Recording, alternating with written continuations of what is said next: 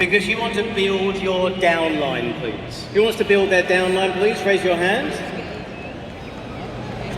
And raise your hand again if you don't just want to build the downline, but you want to build a business that lasts, a business that is sustained and truly makes a difference in people's lives, please. Raise your hands. And say aye.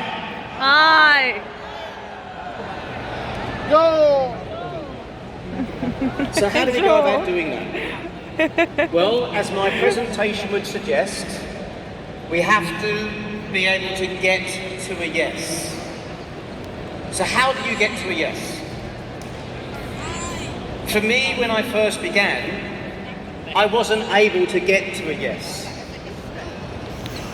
I was poor at selling, I couldn't build any kind of downline or pipeline, and ultimately my business was suffering because I didn't know how to influence people. I tried starting to run events. I started running small events and nobody was buying. Nobody was interested. I started running slightly bigger events, still nobody was buying. Events got a little bit bigger, I made one or two few sales, a few yeses. But then I figured out a magic formula that I want to share with you. It's a magic formula that meant I was able to get many yeses at the same time. Who would like to get multiple yeses from one single interaction? So rather than getting one person in your downline, you're able to get multiple people into the downline. Raise your hand if you want to get multiple people in your downline, please.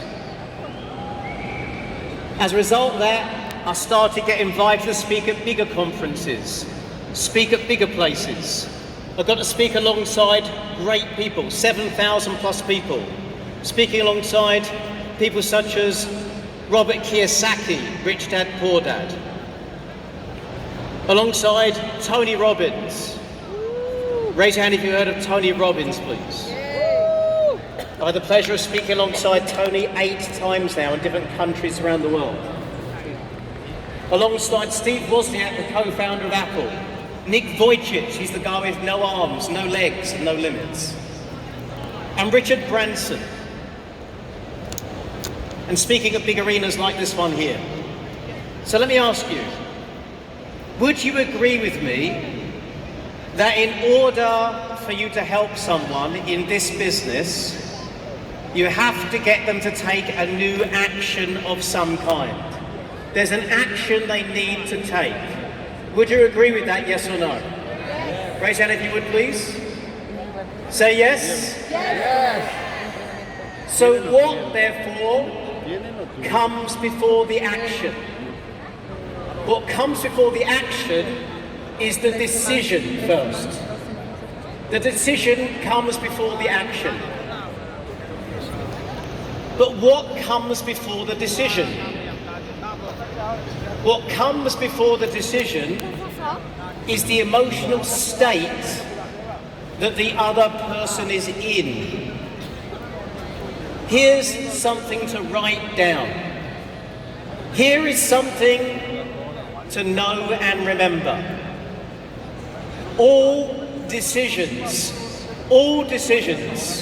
are state dependent. All decisions are state dependent. What does that mean? It simply means that the quality of someone's decision is hugely affected by the emotional state they're in when you're getting them to make a choice. So let me ask you this. Do you know how to change the emotional state of the person sitting or standing in front of you that you're trying to recruit into this business? Because if you don't know how to change their state and you're just talking about the opportunity, but without first changing their emotional state, the likelihood they'll say to you, "No, thanks very much, let me think about it." And that's because you didn't change them emotionally. So what affects emotional state? What changes and determines how somebody feels? And the answer is their thinking. How they think affects their emotional state. But let me ask you this. What is thinking? What is thinking? What is the structure of thinking? Well, you can only think in two ways. There's only two ways to think. And I don't mean positive and negative. I don't mean that. Structurally, thinking is either thinking in pictures, the person makes pictures in their head, or they think in words, they talk to themselves. So again, let me ask you, have you given any thought to the pictures that you're creating inside somebody's mind? Have you given any thought to the conversation that you're facilitating in their mind? Because at the moment, can we agree that at the beginning of the relationship with you, when you're in front of somebody that you don't know very well, can we agree they're likely to be untrusting and somewhat skeptical about you and about the opportunity that you're presenting them? Are people going to be skeptical in the beginning, yes or no? Yes. Raise your hand, you understand? Which means that the pictures they're making in their head are not ones that want to make them move forwards. It doesn't want to make them move towards. So you have to change that. So here's the biggest question of all. The biggest question is, what changes thinking? What is it that determines how you, and therefore how other people think? And here's the answer. The answer is their beliefs. What people believe determines how they think. So here's the biggest solution you need to figure out. How do I change somebody's beliefs? Can we agree that in the beginning, the person standing in front of you might well have some beliefs that stop them from saying yes? Beliefs like, this isn't right for me. It's not the right time. I don't have the time. I don't have the money. It's a pyramid scheme. Are they going to have beliefs that might stop them moving forward? Yes or no, guys? Yes. Raise your hand if you understand. Come on, guys, raise your hand if you understand, please. Yes. Yes. Say yes. Yes. Say yes. Yes. So, now we know that, here's the most important thing you'll hear from me. Your presentation, whether to one person, 2 people, 10 people, or 10,000 people, your presentation has to be designed to change their beliefs. Otherwise, they might tell you they're interested, but the reality is they're just being polite and they will not follow through. They won't sign up. They won't become a part of this business. So would you like with me now to share with you a technique and a tactic that can help you to transform their beliefs, their thinking, their emotional state, their decisions, so they take an action to sign up and become part of your downline and part of the future of this business. Would you like me to share you a simple way that everyone in this room could achieve that? Yes. Yes. Raise your hand if you'd like me to share that, please. Say yes, Andy. Yes, Andy. Thank you. Here's the answer.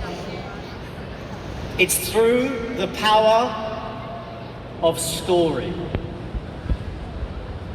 The most important, the best marketing, selling tool of all is the telling of a well-crafted story. Now, there are 3 types of story that you would want to create. And those types of stories are, number 1, your story. You need a story. What is your story that demonstrates your why? Your story must illustrate your why. Why are you doing this? What is your why?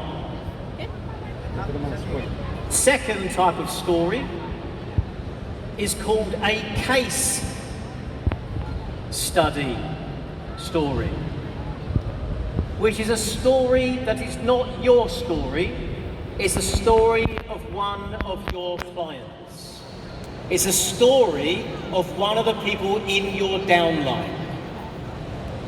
Because here's what we can do.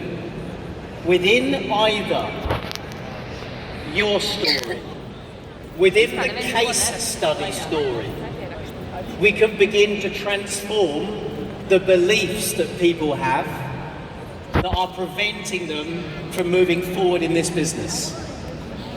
But not by telling them, not by making them understand, but by weaving a well-crafted story that does all the work for you, so you don't have to be salesy. You can let the story do all the selling for you. The third type of story is called an anecdotal story. And an anecdotal story is a story that has a learning point attached to it. So I'm now going to give you, if you want me to, I'm going to give you the structure of a well put together story, which means that you can use this structure in your presentations one-to-one or one-to-many. That includes a structure for how you put together your story, a structure for how you do a case study story, or maybe a story that teaches something valuable to this person. So here we go. Would you like me to teach you it? Yes! Yes! Let's do that again. Look, so you know, this is the interactive part of my speech. So if you want me to do this, I'm going to give you everything I've got. It's taken me 17 years to figure out this magic sauce. It's enabled me to travel the world and do events like this and have a big following of people that want to sign up to things that I offer people. I'm just a guy that started out doing this and I stacked shelves in a supermarket when I left school.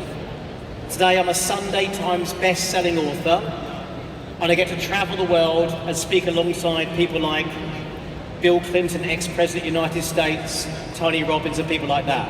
And it's the stories that get me those gigs. And it's the stories that help me inspire people and move them emotionally. So, I'll ask you one more time. Would you like me to teach you how to do this? Yes! Raise your hand nice and high. Say yes! Yes! Say yes! Yes! Say yes! Yes! Okay. So make these notes. The power of story.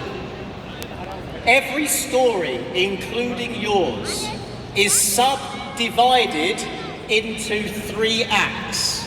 3 acts. And the basic form of that story is Act 1. Here is where I was. As in, historically, here is where I was. Next, Act 2. Here's what happened. As in, the action that I took. Step 3, Act 3, is here is what I did. Here's where I was, here's what happened, here's what I did. That becomes Act 1, Act 2, and Act 3. So let's put a bit of meat on the bones now. In Act 1, you have to establish a problem in the story early on in Act 1. A story that has a problem in it.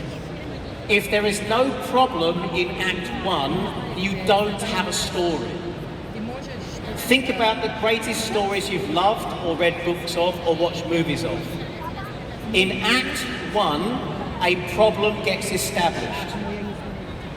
And that problem escalates. It escalates in intensity until it reaches either a setback or a loss. So in Act 1, you must establish a problem. Now, here's a good question. What problem? Because you've had many.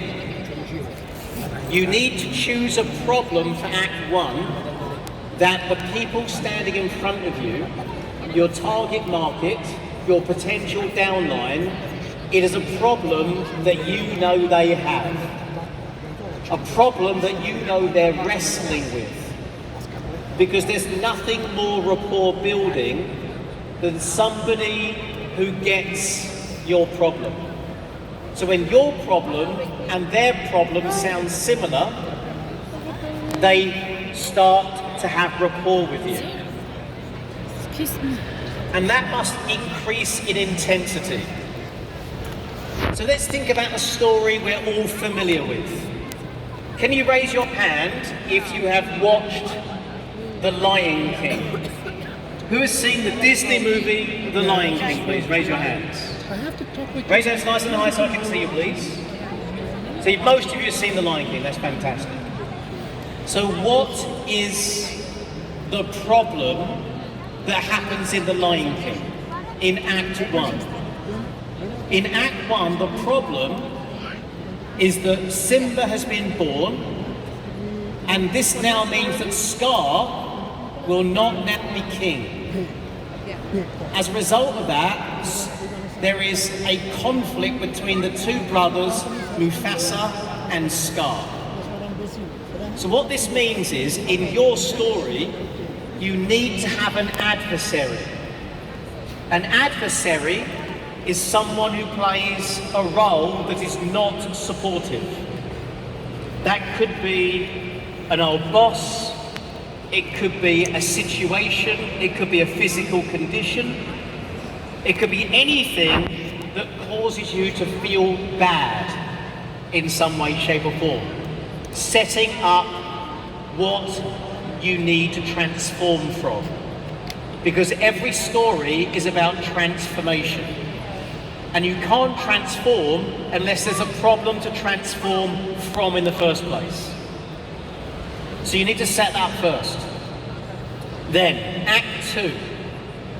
Act 2 starts with inaction. So in Act 2, there's inaction, no action at all. Because when somebody has a problem, and when they get into a loss or a setback position, they don't solve it immediately. They hope the problem goes away by itself.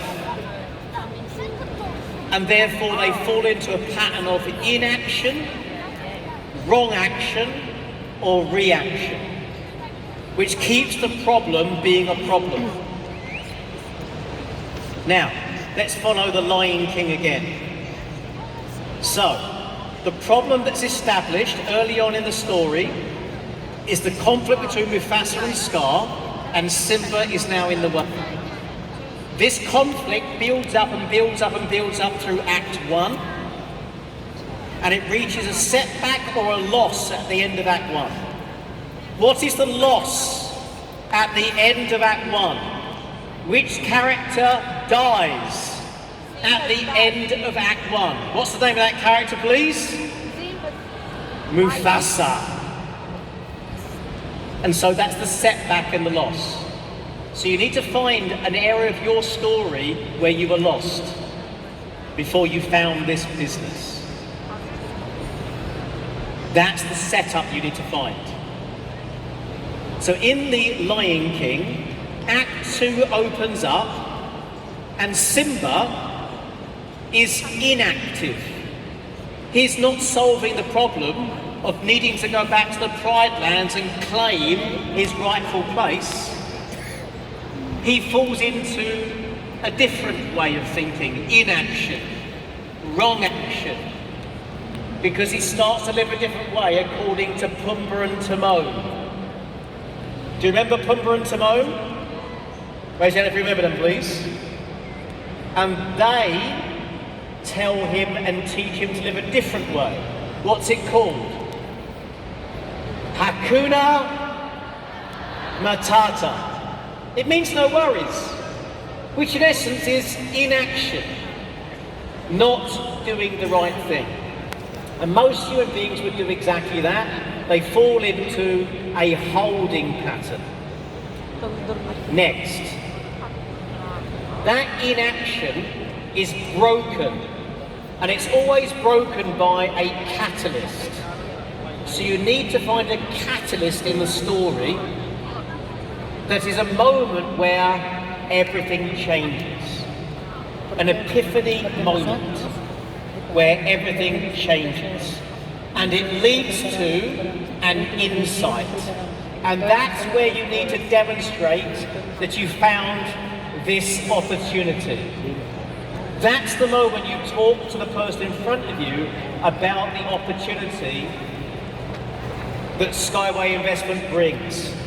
You then need to tell them that's the opportunity. That's the insight part of the story. Now, what happens in The Lion King? He's been living Hakuna Matata. He's not living like a lion. And who finds him in the jungle? Who eventually finds him in the jungle? If you remember, it's Nala, the lioness. It's always typically a woman that breaks the pattern of a man. And by the way, do we need more women strong leaders, not just in this room, but in all the rooms around the world?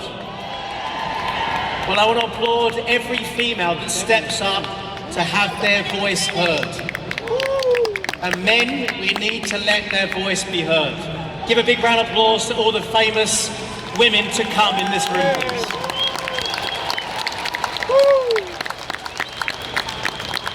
So, if you remember, Nala, the lioness, turns up.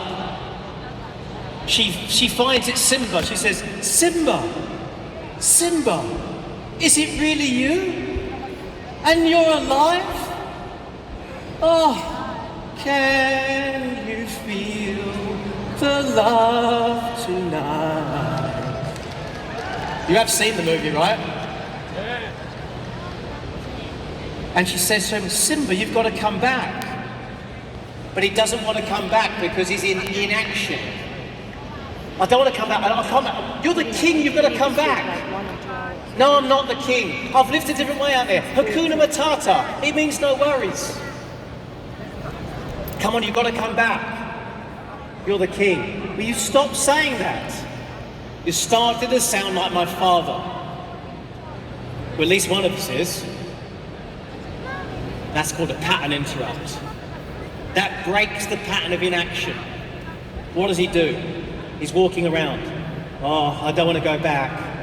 I know I really should go back, but I can't go back. I've been running from my past for so long, I don't know what to do. And then, if you remember, Rafiki the monkey is dancing in the tree.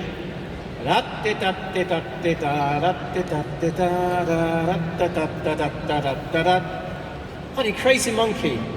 Who are you anyway? No. The question is, who are you? I suppose you know, do you? Yeah. You Mufasa's boy.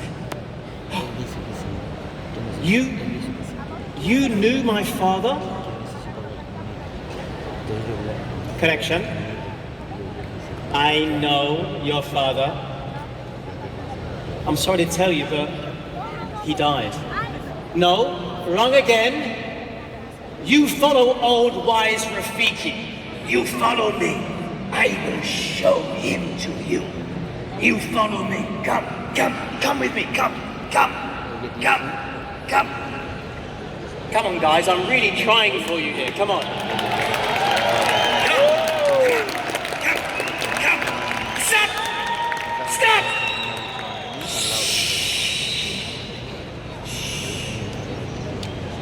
Look down there. Look down there.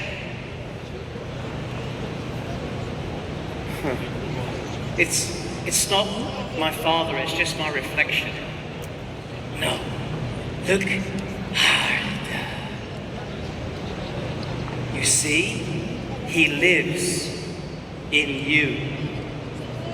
Giving us the insight part. Insight, right there. A moment of insight. That's the bit you've got to show them in your story. And it moves them emotionally, changes the picture they make in their head, changes their beliefs, and now they're ready for the offer maybe. Does that make sense? Raise it if you understand. You've got to move emotionally, you're an emotional being. Don't use logic. He lives in you. Simba looks up. The clouds above form the shape of Mufasa. Simba, you have forgotten me, and in doing so you have forgotten yourself. You are more than that you have become. You are my son and the one true king. Remember who you are. Remember who you are.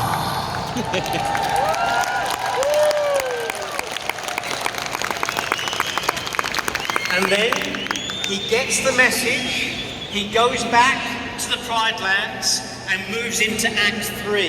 Here's what he did. He goes back and takes the right action. Ultimately, he wins the day, and as a result of that, the result is a transformation takes place inside of Simba, and then is reflected in his outer world. This is what it looks like in your story when you go and the action of doing this business, building your life better, and showing them the result that you've produced. And they've gone on this journey with you through your story. Now they're ready to hear about the business. Now they're ready to hear about how it all works. Up until that point, they are resisting you, blocking you, and don't want to hear what you have to say. This story opens them up. I'll finish with this. By the way, have you enjoyed it? Yes or no, guys? I'll finish with this. Every one of us in this room is amazing. Every one of us in this room is talented, beautiful, amazing, incredible. Human beings are primarily made of carbon. And consider that carbon cannot be created on Earth. Carbon, the temperatures required for carbon to be created, can only be created in one place in the universe, and that is in the death of a star. Which means that over many millennia, you became who you are because of the death of a star. You are made of stardust. Everybody, please get out your mobile phone. Please get out your mobile phone right now and turn on the torch. Get on your mobile phone, please, and turn on the torch. Everybody, shine the light. Everybody, please. Everybody, please. Please do this. Everybody in the room, please do this. Everybody.